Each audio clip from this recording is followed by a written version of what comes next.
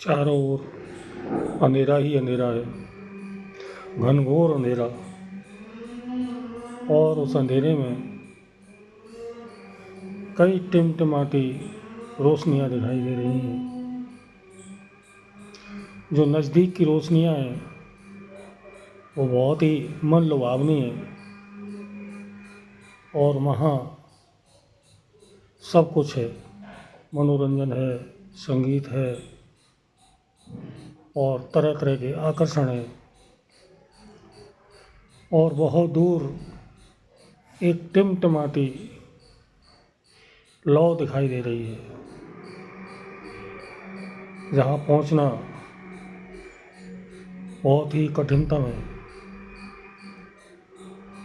लोग नज़दीक की जो रोशनियाँ हैं, जहाँ पर आकर्षण है, उधर आकर्षित होने लगते हैं और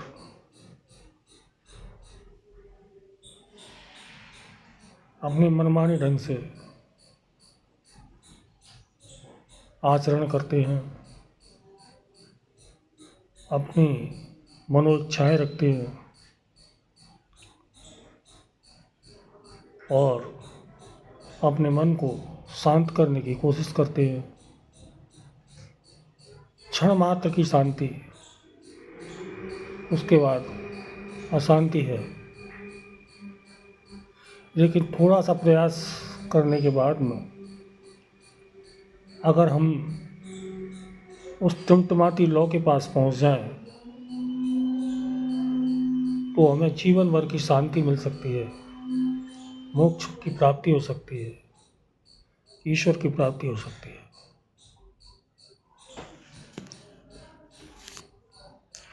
लोगों का क्या है,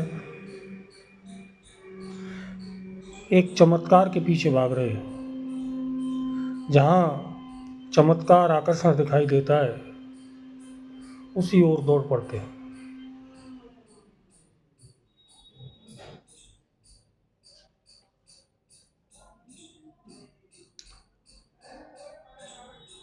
आजकल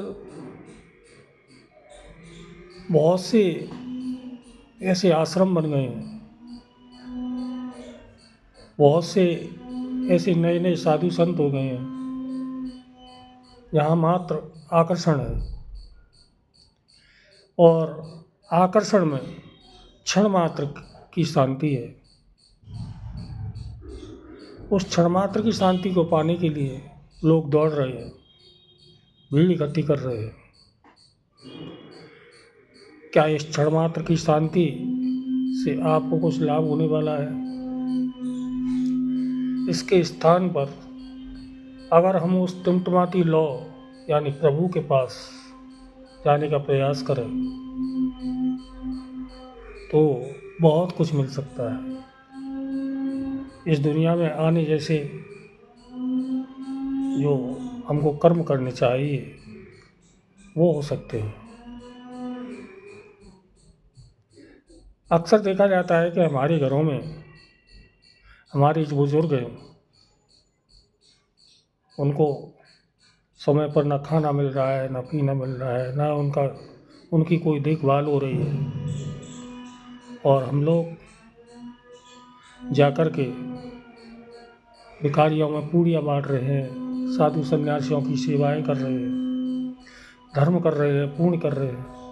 ऐसे धर्म, पुण्य या साधु संतों की सेवा या पूड़ियाँ बांटने, भोजन बांटने से कोई लाभ होने वाला नहीं है, जब तक आपके बुजुर्ग संतुष्ट नहीं है।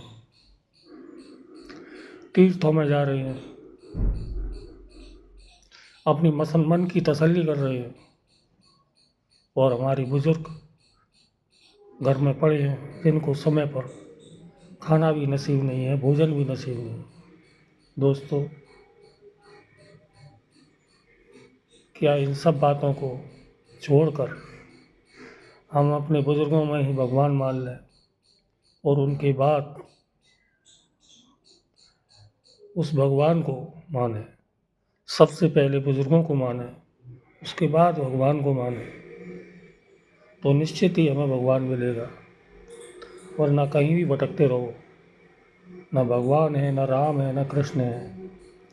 हमारे राम, हमारे कृष्ण, हमारे भगवान तो हमारे बुजुर्गों की उन आशाओं में बसे हुए हैं, उन अभिलाषाओं में बसे हुए हैं, जिनकी कभी उन्होंने अपनी संतान से